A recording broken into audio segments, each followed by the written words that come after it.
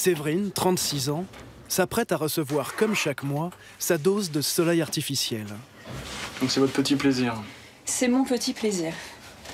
Le fait d'avoir une bonne mine. Les gens me demandent si je vais en vacances. Bah non. Je triche. Donc c'est là-dedans que je vais aller. Alors pour certaines personnes, c'est un appareil à torture. Loin de là. Donc en fait, vous êtes allongé, la tête de ce côté-là, et vous abaissez l'appareil. C'est parti pour 15 minutes d'ultraviolet. La séance de bronzage commence maintenant. Ventilation du visage sélectionnée. Donc là, je vais le laisser parce qu'au niveau du visage, les lampes sont plus fortes.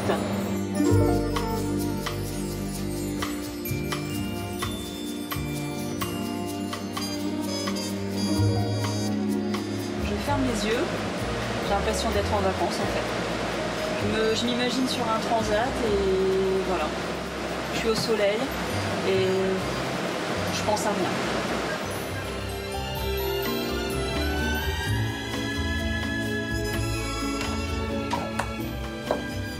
Ça va, ça a été?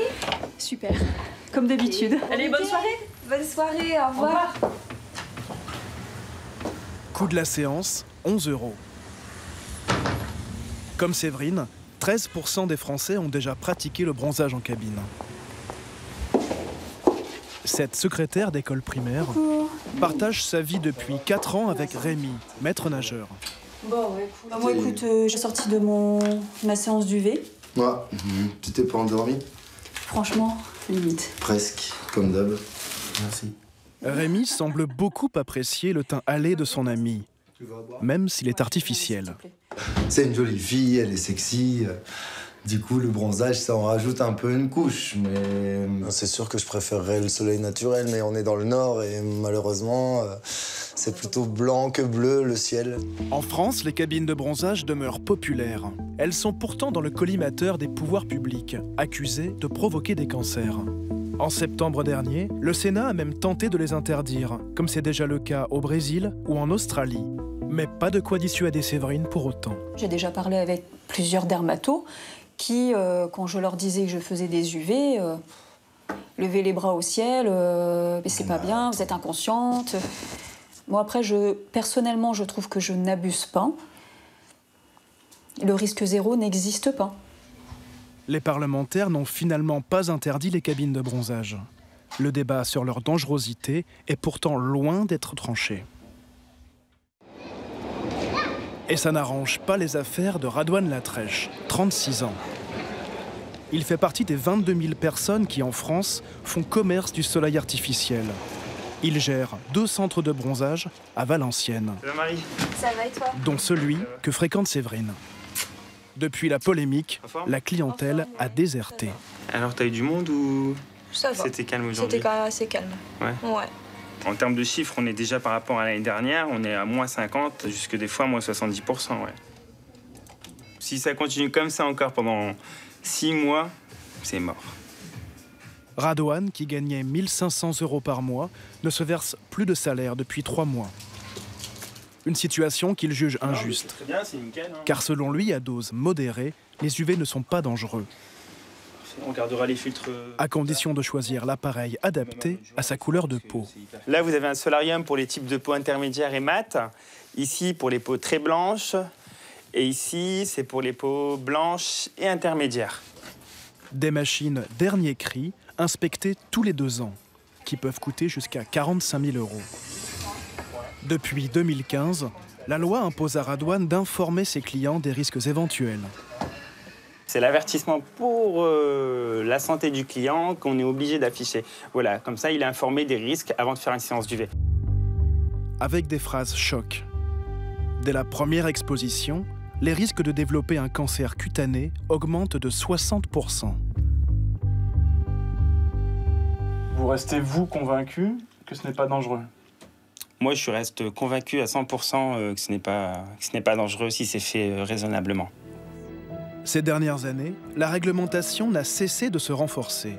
L'accès aux mineurs est interdit et un délai minimum de 48 heures doit être respecté entre 2 séances. Pour rassurer les clients, Radouane va même plus loin que ce que lui impose la loi. Vous avez déjà fait des UV? Oui. À chaque nouveau venu, l'hôtesse d'accueil propose un questionnaire censé vérifier que les UV artificiels ne leur sont pas contre-indiqués. Est-ce que vous avez plusieurs grains de beauté irréguliers? Non, ça va, normal. Alors, avez-vous déjà été opéré d'un cancer de la peau? Non. En tout, 6 questions. Est-ce que vous êtes sous traitement immunosuppresseur? Non.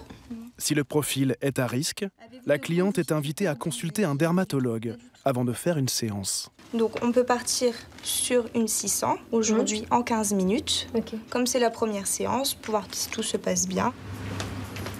C'est celle-ci, la 760. D'accord. Mais tous les professionnels respectent-ils la réglementation en vigueur? On utilise la manette. Nous avons voulu le vérifier en nous rendant en caméra cachée dans 2 centres choisis au hasard. Avec Stéphanie, une jeune femme à la peau très claire et donc fragile. Nous nous faisons passer pour un couple en quête d'un bronzage express. Nous, on a un mariage ce week-end, il faut qu'on bronze au plus vite. Qu'est-ce que vous nous proposez? En fait, globalement, c'est au bout de 3 à 4 séances qu'on commence à avoir des beaux résultats. Ouais. Donc c'est vrai que vous y prenez un petit peu tard. Là, il y a un petit questionnaire. Ça a été fait par des dermatologues. Le même questionnaire que chez Radouane. Comme nous ne présentons pas de profil à risque, mais que c'est notre première séance, le conseiller nous oriente vers la machine la moins puissante du salon. J'avais sur rien en fait. Voilà, sauf pour la ventilation. Hein? Voilà, bonne séance. Ici, tout semble donc conforme aux bonnes pratiques. Mais nous allons vite constater que ce n'est pas le cas partout. Dans le centre suivant, le conseiller va se montrer bien moins regardant. Bonjour. Nous, en gros, l'idée, c'est qu'on a un mariage. C'est pour ce week-end? Il nous propose la machine la plus puissante du marché, réservée normalement aux peaux mates ou bronzées. Vous faites 25 minutes, ça suffira? Parce que vous avez déjà fait des UV auparavant? Non, Pas du tout. non. 25 minutes, 3 fois la limite recommandée pour une peau fragile, comme celle de Stéphanie. Vous pouvez aussi cumuler, il y a l'huile qui permet d'accélérer, de booster encore plus. Vous le mettez sur tout votre corps avant de commencer. Un accélérateur de bronzage. Ça sera meilleur. Un produit autorisé à la vente, 3 €. mais dont l'utilisation en cabine est strictement interdite. Comme ça, c'est pour vous. Et le non-respect des normes de sécurité peut avoir des conséquences dramatiques. Voilà. Tu sais, si tu veux que ça infuse, il faut que ce soit un minimum chaud. Tiffany a 25 ans, elle est commerciale. Il y a 3 ans, une séance d'UV a viré au cauchemar. Sa maman, Christine, a eu très peur en découvrant la peau brûlée de sa fille. Il y a une sacrée différence de couleur quand même. Ça fait un coup de soleil géant. Je les avais pas revus depuis. Non, c'est moi qui les avais gardés. J'ai mal au cœur. En 20 minutes, c'est arrivé ça. Hein. Tiffany fréquentait depuis 2 mois un centre de bronzage pas tout à fait comme les autres. À l'époque, il était réputé pour être assez... On avait des bons UV, quoi. C'est-à-dire? Quand on sortait, ça se voyait. Parce qu'il y a certains centres, on sort, ça se voit pas du tout. Et pour ne pas se mentir, quand on avait envie d'avoir un peu le temps à aller, on était bien content d'aller là-bas. Aurait-elle dû se méfier? En tout cas, les choses se sont gâtées au bout de la 4e séance. Je vais dans la cabine, je sens déjà que c'est plus chaud que d'habitude. Et déjà 1 heure après, je supportais plus les vêtements. Ça me grattait, j'avais chaud. Plus l'après-midi passait, plus j'étais vraiment pas bien. J'ai fait un malaise en fin d'après-midi. Les malaises s'enchaînent. Douche froide, crème hydratante, rien n'y fait. Paniquée, elle appelle sa mère. Quand je suis arrivée chez elle, je l'ai trouvée dans un sale état. Elle était allongée sur son lit. Je crois même que c'était moi qui étais rentrée. Même inconsciente, il me semble. Voilà. Et impossible de se lever, parce qu'elle était tellement gonflée que les jambes, tout ce qui était articulation, c'était impossible à plier. C'était vraiment impressionnant, quoi. Tiffany sera hospitalisée 4 jours au service des grands brûlés. C'est là qu'elle découvre qu'elle n'est pas la seule victime du centre de bronzage. Tiffany porte plainte, ainsi que 3 autres personnes, dont Mathilde, 23 ans. Pour elle, les blessures sont encore plus graves. Cette chargée de communication a rendez-vous chez son avocate. Mathilde a passé 1 semaine sous morphine, allongée sur un matelas d'eau, puis sa peau a pelé pendant des semaines. C'est une douleur qui vous arrache la peau, en fait. On vous arrache la peau. Vous avez l'impression d'être à vif. Et que le moindre contact, même le toucher d'une main sur votre main, c'est des pointes de couteau. C'est horrible. En 20 minutes de rayon, Mathilde est devenue totalement intolérante au soleil. J'ai 23 ans, je peux plus rien faire, quoi. Quand vous voulez partir sur le vif, boire un verre, et qu'il faut avant tout penser à prendre la casquette, les lunettes, mettre l'écran total sur tout le corps, c'est super contraignant. Mathilde est désormais suivie tous les 6 mois par un dermatologue. Car pour elle, les risques de contracter un jour un cancer de la peau sont démultipliés. En juillet dernier, le gérant du centre de bronzage a été condamné à 10 mois de prison avec sursis. Il aurait installé sur ses solariums des lampes trop puissantes, interdites en France.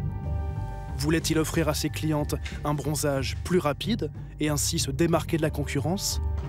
D'après son avocat qui a fait appel, le gérant n'y est pour rien. Si le fournisseur lui vend des lampes qu'il ne connaît pas ou qui ne sont pas autorisées à la vente, mon client n'en sait rien. Et c'est vrai, il a été un petit peu abusé de cette façon-là. Et... Votre client a été abusé par son fournisseur. Oui. Il ne savait pas que les lampes qu'il achetait étaient non homologuées. Certaines d'entre elles ne l'étaient pas, et effectivement. Et s'il l'avait su, il ne les aurait pas utilisées, il ne les aurait pas installées.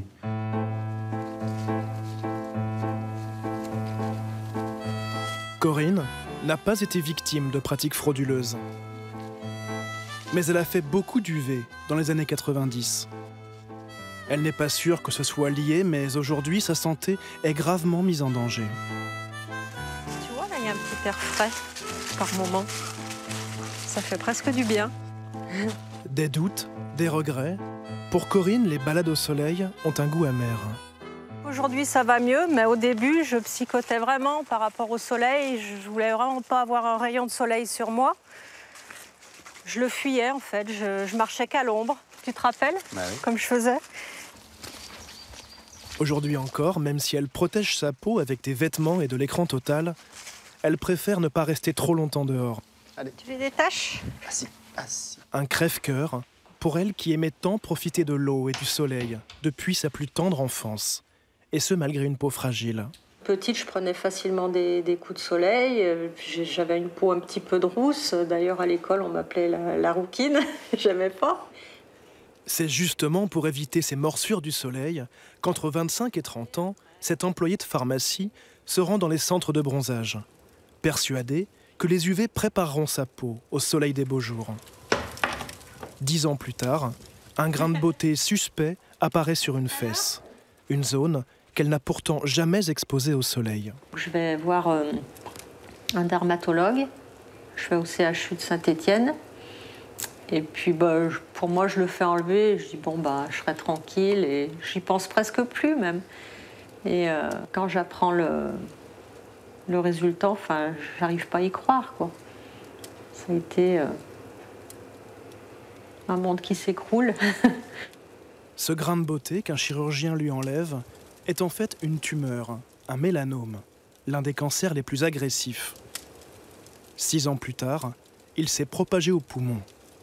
Corinne est donc de nouveau opérée en juillet dernier. On est toujours dans la crainte. Il est venu là, il va peut-être aller ailleurs et là on vit plus, quoi. Sa maladie est-elle directement liée aux UV artificiels? Au CHU de Saint-Étienne, Corinne est suivie par le dermatologue Jean-Luc Perrault. Installez-vous. Donc, quoi de neuf depuis la dernière fois? Tout va bien? Pas de problème particulier? Non, ça va, toujours encore un peu essoufflé, fatigué. Cela fait 25 ans que ce spécialiste combat les mêmes idées reçues sur les bienfaits des UV. C'est pas nocif. Moi, quand j'en ai fait des cabines, c'était plus dans un souci de bonne santé. C'était pour éviter les coups de soleil. À l'époque, dans les années 90, on disait qu'il fallait préparer sa peau. Ça, c'est des choses qu'on a entendues pendant des années et qu'on entend toujours. C'est un peu comme si on allait dire qu'on allait, avant d'aller faire une soirée, on allait boire 2 ou 3 whisky, histoire de préparer son estomac et son foie à la soirée. C'est exactement, exactement la même façon de faire. Voilà. Dans mon mélanome, vous pensez que les cabines ont aussi aggravé le... Ce qu'on sait, c'est que les ultraviolets augmentent le risque. On estime qu'une centaine de séances avant l'âge de 30 ans, 35 ans, augmente de plus de 50% le risque de faire des cancers cutanés ultérieurement. D'accord. Chaque année en France, les cabines UV seraient à l'origine de 350 cancers de la peau. Plus de 70 personnes y succomberaient.